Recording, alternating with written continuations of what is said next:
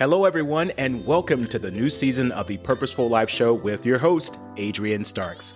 I'm excited to share some new updates of the show with you, starting with a new look, sound, and energy, as well as a variety of guests coming aboard with intriguing topics of conversation. I hope you enjoy the new level of energy that will be brought to the show. Thank you for all of your support since the very beginning in 2019. Wow, it's been 3 years already? Because of you, the Purposeful Life Show is now in the top 5% of all podcasts globally, and we aim to get it into the top 1%. Continue listening to the show and share it with others. You can also now listen to the show on my Facebook page at Adrian Starks, where you can comment in real time and communicate with me about your aha moments. Thank you again for all of your support, and let's make this one hell of a year and be purposeful about doing that. Wishing you all much love and success.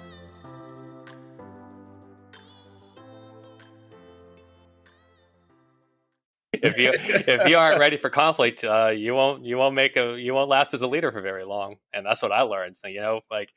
I would want the title, I would want to feel competent, and then a challenge would come up where someone was upset with me, or something I had to go in and fix, and it involved a difficult conversation, and then you can't afford to shrink back.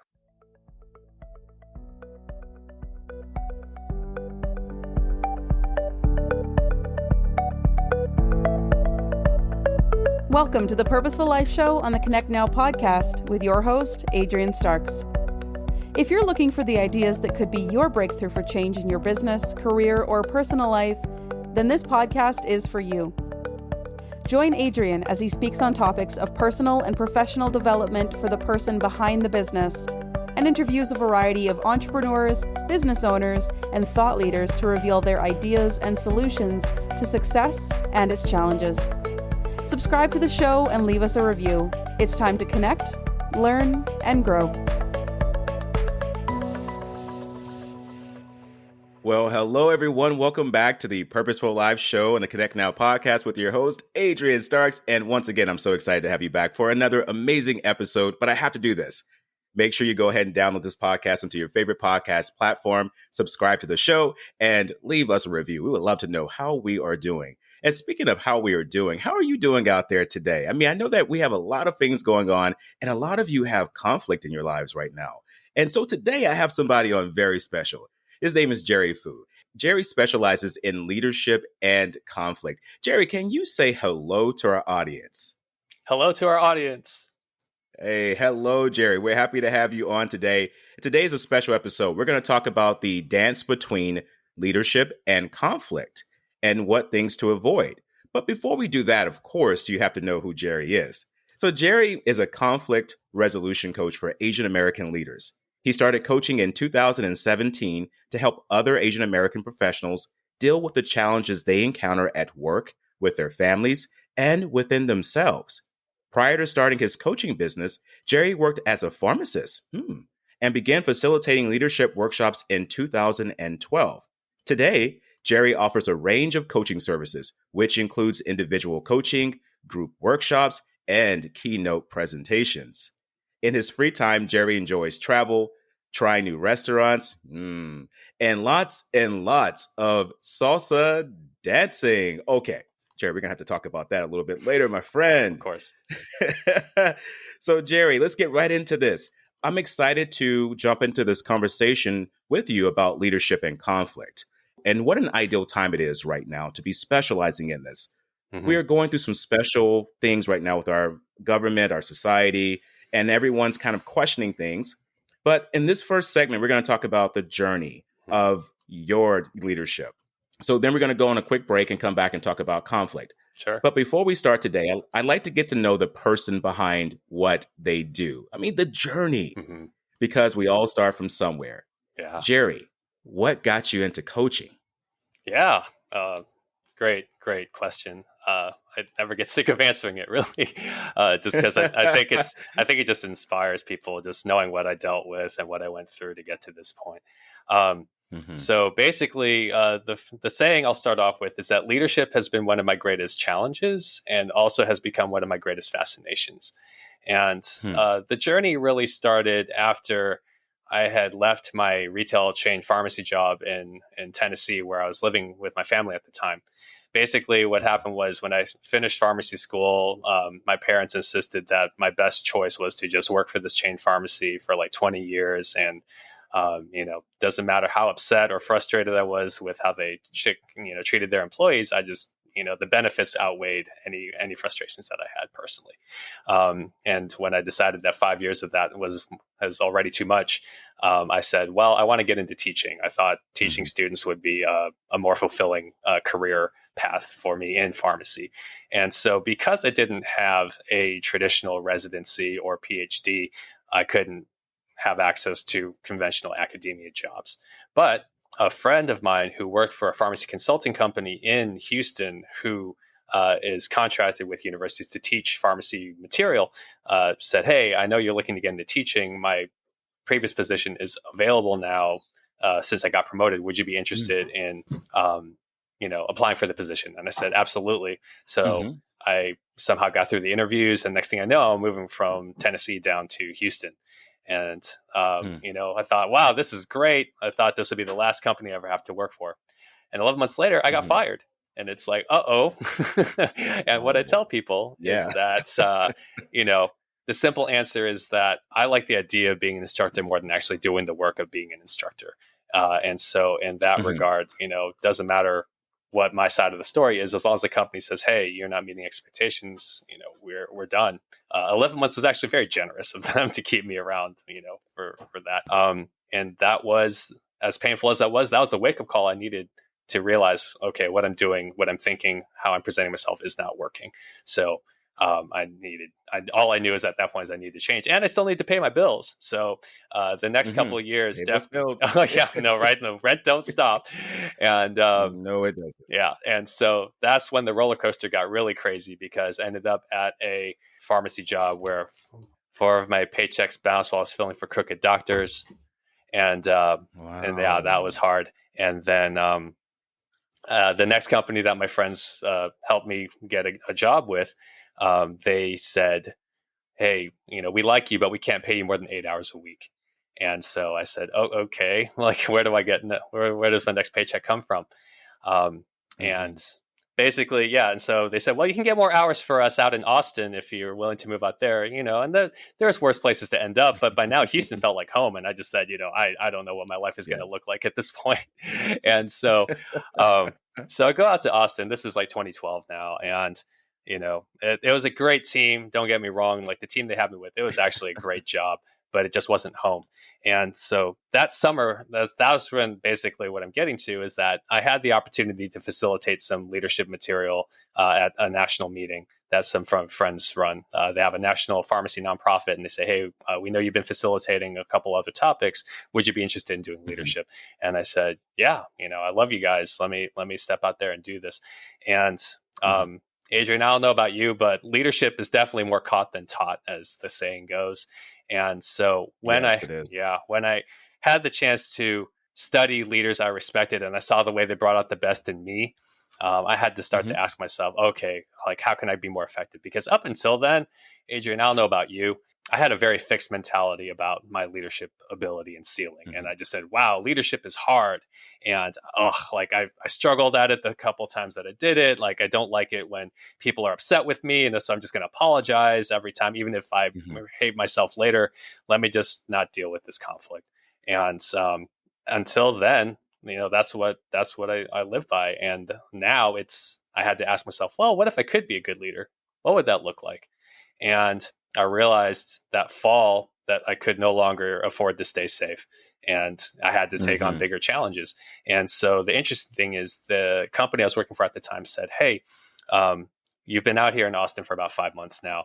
And if you had the option, you can stay part-time in Austin with this team, or you can take on a full-time manager position in Houston and take on those challenges. And I said, I can't afford to stay comfortable or safe. I know I need to take on these challenges. I'm ready to come home. Let's do this. And so that year was just try, struggle, fail. I got in trouble with management because I wasn't dealing with conflict well with my technicians. They weren't pulling their weight. And my bosses said, hey, we're not happy with your leadership. and your performance. And so I had to, again, step up my game and eat some humble pie. And when that company had their funding pulled, the only reason I got another opportunity was that I had leadership experience on my resume. And so I said, oh, thank goodness that I took that chance. And so now I'm actually getting other options. So here's the thing with that is that, every job I've taken since then felt like an iceberg that melted within like 2 years. It's like, okay, good. I have more icebergs to, hop to because of my leadership experience, but they're still icebergs. And so 4 years ago, when my previous company went under, I still actually work full-time as a pharmacist for my current position. But I said, I'm tired of chasing scripts. I'm tired of fighting insurances that are dictating how much I'm worth. But I love teaching these leadership workshops, which I kept doing since then. And I love the fact that, I know what I wish I had in order to be my own more effective leader. What if I tried to make a career out of coaching other people and developing people full time? And so the next couple of years were more of, doing more research, interviewing other coaches in this space. And it wasn't until COVID hit where I finally said, I've put off like starting this business long enough. I had no idea how to build a business, start one, market, anything like that. But I knew I couldn't put it off any longer because the default was no longer something I could afford to keep. And so, that's basically how I got into coaching. And even then, it's been terrifying. Adrian. I'm not going to deny that, right? You're just like, oh, you started the company. Good job. You're just getting started, literally. And so to kind of niche down, I had to ask myself, because there's plenty of leadership coaches out there, Adrian. I'm sure you've seen that. There were a dime a dozen at this point. And all my friends said, hey, Jerry, you need to niche down. And it's a no-brainer because everything you've dealt with has been around conflict. Dealing with it at work, I've had to write up and fire technicians on more often than I cared to do. And I take no satisfaction in it because I know that's funny, Adrian. I hear what they tell me, like the excuses they make. And I said, I said those things too. And it didn't work out that well, guys. And then even on a personal level, at one point, I actually had to evict a roommate that defaulted on his lease. And it broke my heart that he basically waited for me to actually enforce consequences before he actually decided to, kind of grow up and do the right thing. So that's kind of where the journey is. Let me say, this journey that you have, Jerry, is quite the journey. And I love how you took on challenges, like from the bounce checks from the people that you were working for to this roommate, and also just not knowing what's going to happen next to you. But thinking down the road, like, okay, I'm good at this. I want to coach in this realm of leadership. That is truly fascinating to me. And this is why I want to get behind the person and what they do, because this is what makes you who you are, pretty much. Fair enough. So coaching is a growing platform. And we just talked about this. You said they come a dime and a dozen for leadership, right? And they have many titles, and it's constantly in high demand for leaders, organizations, and their teams. But Jerry, so what sets you apart from the other coaches? Yeah, this is the $1 million question, right? This is what positions me. Either I get lost in a sea of other coaches, or I actually stand out in the way where people want to take notice. The first thing, if you can't already tell, is that this is deeply, deeply personal, right? Like, I've had to deal with conflict on every level of my personal and professional life, whether it's my parents' expectations, or my bosses, or the employees that are, upset with me for writing them up, for things that they know I shouldn't have to write them up for. And this is also a bigger challenge because, growing up as an immigrant, or as the son of immigrant parents, you see a lot of things. I've walked in people's shoes before, right? This is not something where I have to like drum up empathy for my clients. This is something that I know I've seen from my own personal You're perspective. Coming from that place. Yeah. And then the other is just that I love to read. And so I pull all sorts of great, interesting examples that, even if I don't have a personal experience, I'm probably going to be able to find something in an interesting book that will be useful and relevant to whatever clients decide to hire me. And even in my coaching evaluation, they said, this guy asked really, really good questions. He probably needs to be a little better at active listening. But if you want like insightful questions that cut to the heart of your issue, I'm your man. Jerry, this is great, man. So you and we share something in common then. Actually, two things in common. Go for it. Dancing, which we'll get to a little bit later. Yeah. and also books. So what book are you reading currently? Yeah. So the book I'm finishing up right now is Limitless by Jim Quick. Yeah, Yes, Jim Quick.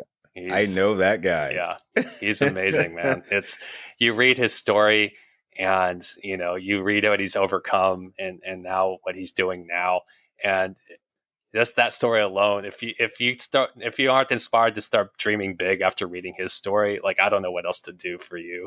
It's just reading just all the ways that he's built his business and overcome his own personal challenges. And now, I mean, it's not even about building his platform. He's really just has a heart for helping people overcome their mental limitations. So yeah, that's been a great book to read lately.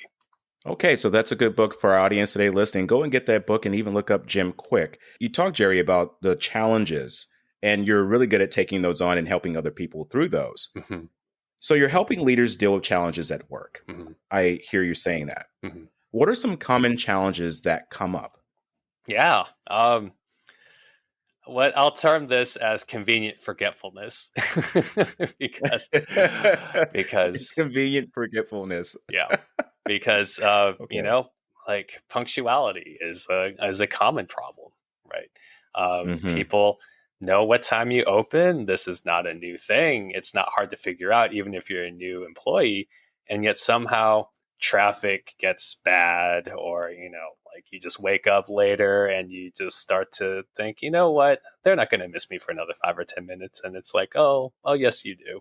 And then other common challenges are just their like other people's conflict aversion. And so instead of going to the person that's offending them or has an issue that's dealing with them, they'd rather go to me and say, well, Jerry, dad needs to step in to help these two siblings get along. And I'd say, I'm not sure why you need me first, Mm-hmm. because like I'm not your policeman, I am not your referee. Like this is Mm-hmm. if I have to play that role as a mediator after you've come to an unsuccessful resolution, sure, but it starts with you. And yeah, just It starts recognizing, with you. That's so good to know. yeah, and just to empower people instead of just wanting this hierarchy, just because I don't want people to just do what I say just because I'm in charge. I think that's another bigger thing, is just getting people in the habit of taking initiative, getting more creative, and really leveraging their own resources and problem solving abilities in order to actually empower them well. I think that's one of the most common challenges I have as a leader, is when people just fall back into bad habits, and just really designing a system around them and giving them enough support without enabling them and me compensating for flaws that they need to work on. So I say those are some of the most common challenges I deal with. You just said that you're helping them deal with flaws they need to work on, not just giving them a quick solution saying, here's how you fix this, as most people want. They want just a quick resolution to it. But what you're telling leaders is that, hey, it starts with you. If you come to this point where there's not a resolution and you've tried these areas, then I will come in to guide you as a mediator and to show you what you can do better. And Jerry, that is true leadership, because I feel that leaders, they guide, they don't pull, they don't push. So you've already got that perspective in. I can see why you're in high demand right now. So let's move into this next question, man. Yeah. Are there any unique concerns that leaders have within the Asian communities? Because earlier we talked in your bio about you focusing on Asian leaders, Asian American leaders. So I want to see if there's any unique concerns within their communities that you see coming up for the leaders. Yeah. That's definitely more light needs to be shined on that issue, because I think it just kind of either goes unnoticed or gets avoided frequently. I think it's generally that aversion to conflict, and just recognizing, hey, you come from this default of you respect who's in charge and you just do what they say, even if you're resentful, even if you feel like you need to say something to address that you want to get off your chest. I think that's really understanding that balance of saying, hey, you're allowed to be, you can still speak up and still be seen as respectful. That's okay. Asking questions is not something that will upset them, because for you to assume that they'll hopefully figure out exactly what's on your mind is just foolish. No one can read your mind. And the people who say they can are just ripping you off, right? Like, you can anticipate certain things, but you can't the chances of them figuring out exactly what's bothering you is not a good way of living life. So just recognizing, hey, like, you have to be your own advocate. I think that's another thing, is just recognizing, hey, we need to speak up for ourselves, and do it with tact, do it with respect, but understand that unless you're willing to captain your own ship, like, don't expect someone else to do it for you. Speak up for yourself. That seems to be a big theme going on now. Speaking up and having a voice and not being silent about things. And I love the fact that you're stepping in this, Jerry, and you're helping these leaders see that, hey, if you want someone to see you, if you want this problem to be resolved, then speak up. You've got to take responsibility for what you need and what you want. And that is why leadership is so necessary. So the next question I want to ask you here is, what are 3 powerful questions you use as a leader? Yeah. I love me some good questions. So some of the favorites that I've used lately, one is from the Coaching Habit book by Michael Bungay Stanier, and he always likes to use the question, what's the real challenge here for you? And it's such a great question, because it lets you uncover the root of the issue, but not on what you think it is, but what the client or the other person says it is. And so it forces them to think and really distill down to what the biggest issue is for them. And so it's also very, client focused, right? It's not just what's the real challenge here. It's like, no, what's the real challenge here for you? Another fun question I love using is, what's the next action? That's from Getting Things Done by David Allen. It does a great job undermining the victim mentality, because people are complaining and saying things are unfair, and you just ask them, well, what's the next action, right? So it's forward thinking, and it's proactive, because now it's not just, hey, what's the next idea? It's like, what's the next action? What do you need to do now in order to stop complaining, right? Action leads to change. Yeah, exactly. Because action is the only real gauge as to why some businesses, fail and others succeed, right? It's because they took action. Yes. And then a final question I love using is, what's your biggest takeaway, from our time together? Like a reflection question, just to say, hey, well, what, of all the things here, what's great? And then people start listing 2 or 3 things, right? And you say, no, what's the biggest? And make them like really separate the good from the great. So those are 3 fun questions I like to throw out there. Those are 3 great questions. And I find that asking leaders those questions will put them into a position of self-introspection, which, once again, you're saying you put it back on them. What is going on in your end as a leader, and what can you do? And I love this theme you have going on, where you're not looking at their outside problem first. You're looking at the source. What can I do to help this person see things from a different perspective and have that resolution, which is absolutely beautiful. So, Jerry, you've really helped us to see a lot about leadership and the effects of it, and what happens when we do not do certain things when it comes to leadership. Yeah. What we're going to do next is we're going to go on a short break here. And when we come back, we're going to talk about some conflict with leadership. Yeah. All right. Let's do it. Let's do it. What if it were possible to get local fresh groceries delivered right to your front door? Just think how much time and stress it would save you. Well, Instacart gives you unlimited grocery delivery for one low monthly fee. Forget that one ingredient for the family dinner that could offset everything? Instacart can deliver it to your front door in as little as 1 hour. You can shop multiple stores, see deals in your area to help you save money, and every item is hand-selected by shoppers based on your preferences. No more rock-hard avocados, and they will keep your eggs safe too.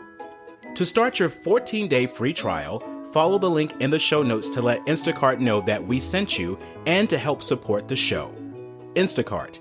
Never step foot in a grocery store again.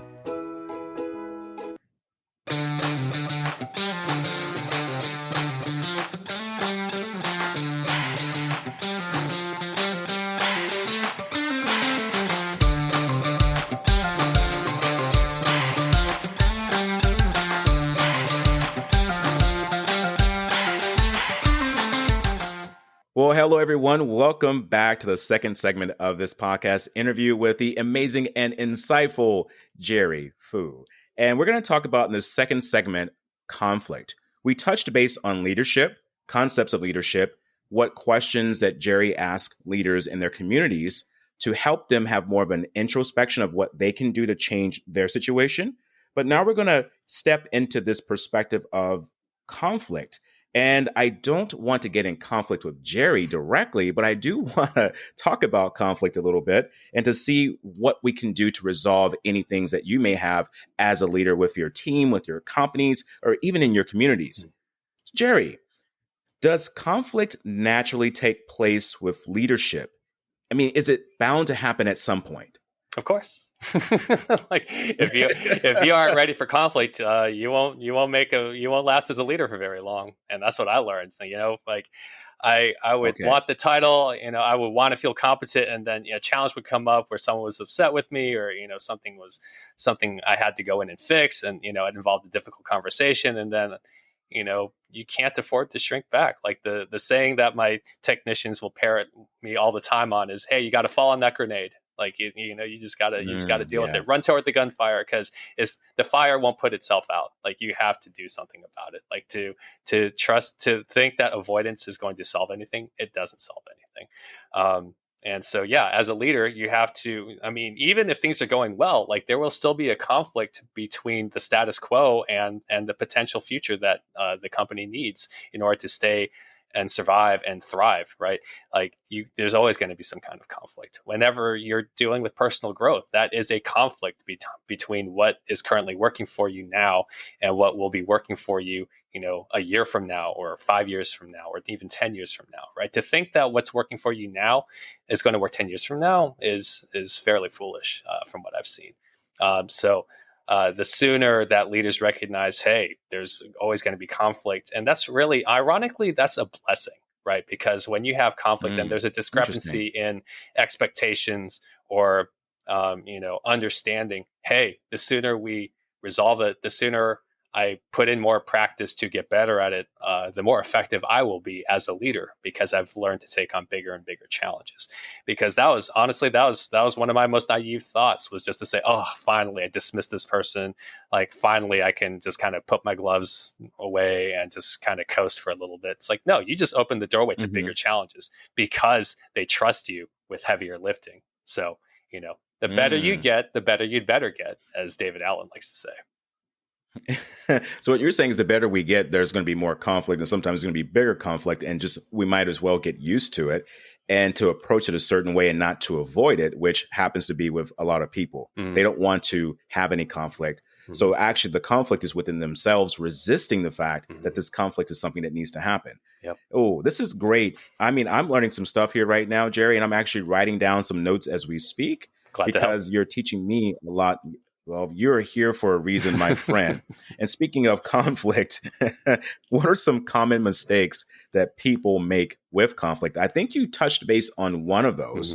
Are there any other conflicts that you find along the way as you're working with leaders? Yeah, and I mean, I'm happy to tell you all about all the times I skinned my knee trying to get this process better. So, as I kind of touched on earlier, avoidance is the first mistake, right? Like with my roommate, right? He was just, trusting that he would just move out on his own after he violated his lease was not, that's not a smart bet. The second is charging ahead without doing your homework or assessing the situation well, right? If you just say, oh, okay, like they wronged me and I need to go charge and like a fullback, just and then you're like, oh, I did not do my homework and now I've made things worse. Even though, celebrate your courage, celebrate to say, hey, I can't just stay on the sideline, I have to do something. But if you don't aim your missile well, right, it's still going to cause a lot more damage than help. And so, the third is to interrupt. When people tell you their side of the story and you've already made it up in your mind that they're wrong, that never goes over well when you interrupt, because then you're not really seeking first to understand, right? And so, a lack of empathy is a fourth one. Not giving the benefit of the doubt, is another common problem that comes with resolving conflict. And the mindset that, oh, they did me wrong, I have to go get them to apologize, and then we'll be okay. Like that's just not a good resolution. I think these are some of the more common mistakes I see people think, and they say, oh, things are going to be worse if I bring this up. It's like, no, like if you can't afford to tolerate what you're seeing now, like you're only hurting yourself. So, Jay, this is great information here, and you've given me a lot of insight about conflict and these common mistakes that leaders often make. Can you recall a moment in your life of conflict, and what did you do to resolve it? So many to pick from. So many to pick from. Don't we all have conflicts? I know. Yeah. So I think one situation that comes to mind is when basically one of my technicians was, she was really slacking off. Like she would show up like 15, 20 minutes late. She'd spend another 15, 20 minutes getting coffee and just cutting up. And people were just kind of dealing with it because they're like, oh, yeah, we'll be nice and things like that. But the rest of the team was basically really upset with her and frustrated and telling me how frustrated they were. And so what's funny and sad at the same time is just I tried to have a general meeting to talk about, hey, productivity in the morning, like these are some best practices. These are some problems. And I didn't want to directly call her out. I just wanted to kind of get everyone on the same page and hope that she would realize, what we were asking her to do. And, it's just funny because she said, oh, I need to show up earlier. Oh, da, da, da. I'm like, okay. So that kind of worked. And then she proceeded to be late for the next 5 days.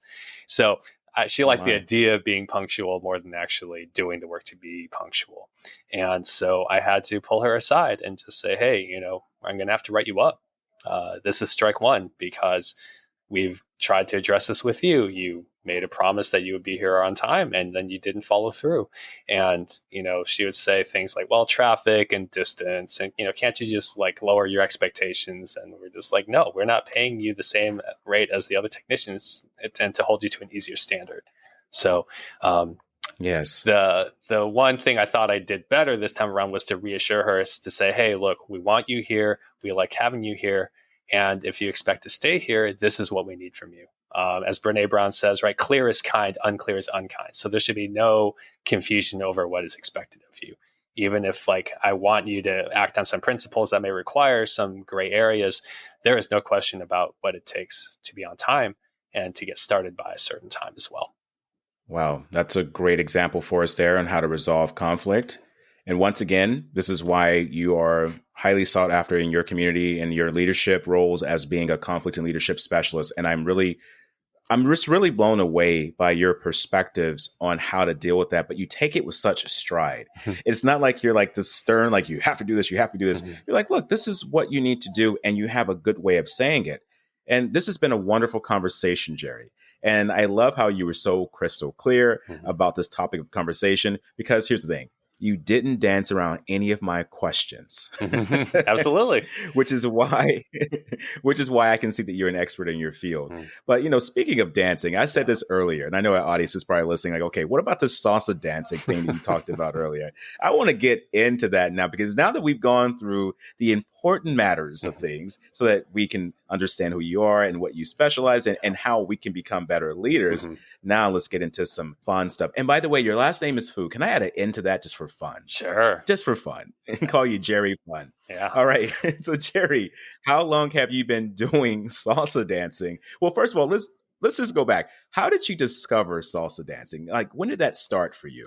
Yeah, it has to start somewhere. So the funny thing is, so my freshman year in college, they had a formal based around salsa dancing, and so they said, "Hey, we know not a lot of people know this. We're going to teach you a lesson." Adrian, the lesson was terrible. Like, it was just like they taught us a basic. They didn't really teach us anything useful, and so they play the song, and we're just going back and forth and not really doing anything fun. And it's just kind of like, okay, this is confusing. This is difficult. It's and again, that fixed mentality, right? Oh, like I struggled a couple times. I guess I'll never be good at it. So I just kind of shelved it indefinitely. And the funny thing is that when I got to Memphis for pharmacy school, a Taiwanese friend of mine who actually grew up in Belize said, "Hey, like my friend is starting up the salsa scene in Memphis. You have to give it another shot. Like try it out for real." And I said, "Sure, I'm sick of studying. Yeah, I'll start to spend more time and money on lessons. Let's try to do this." And so I actually started to get okay at it. And I thought, you know what? Enough practice and time. Sure. it was a good release from school, and I got to meet some fun people. Sure, I can try this out. And don't get me wrong, like I still had this fear of rejection. Okay. You see a pretty girl, you ask her to dance, and she just kind of looks at you like, nah, like I can't believe you even consider that. You're like, okay, I'm sorry, and then you just got to keep going back, right? And so the funny thing is that after I graduated and moved to Knoxville on the other side of the state, there was no salsa dancing. And so I just got rusty, and then I just get in this really bad mental groove where it's like I lacked confidence, and then I go to a convention, I'd miss it. I'd do just enough to start to kind of, get better at it again. And then I go home and I get rusty again, and then lose confidence again. It's just like, this isn't productive. And even after I moved back to Houston 11 years ago, all the friends I initially made were all into two-stepping. So I kind of had to still kind of keep the salsa dancing on the shelf for a while. But Adrian, I tell you, man, 7 years ago, a Venezuelan friend invited me back out to a free salsa dancing event. And all it took was one hot blonde who was really skilled. And I just said, you know what? I got to bring my A game. I'm going to ask her to dance. I got to bring my A game. And Adrian, that state of flow that she sent me high talls about, like, it just says that you're in the zone, you lose track of time. You're just like, I got to meet this challenge. And I just said, why did I stay away from this for so long? And so, since then, it's just been a regular part of my life. Pre-COVID, I went just about every week after that point. And it's turned around into a blessing for so many others too, because I help out as a volunteer instructor. We've actually also taught lessons to raise money and awareness for organizations we care about. So my goal is not for people to admire me as a dancer. My goal is to help everyone enjoy dancing as much as I do. Wow. Absolutely wonderful. And this is why I like you a lot, because not only are you helping leaders out here, you're helping people find that passion in their lives and to get some love back into their hearts, which allows them to show up out here better on the planet and create some opportunities for themselves, which I'm all about. Yeah.